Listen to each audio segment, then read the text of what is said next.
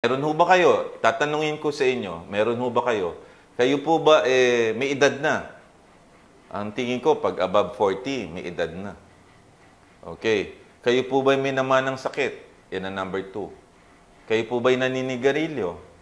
Kayo po ba'y may diabetes? Mataas po ba ang cholesterol nyo?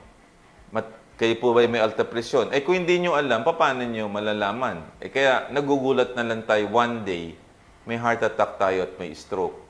It's because hindi natin alam. And mind you, hindi rin natin alam na may diabetes ka kasi isa laboratory test eh.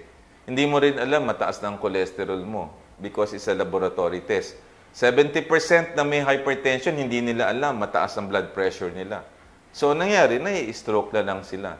So, these are things na kailangan nating maintindihan because if you know the risk factors for coronary artery disease, then you can prevent sudden cardiac death and you can prepare yourself.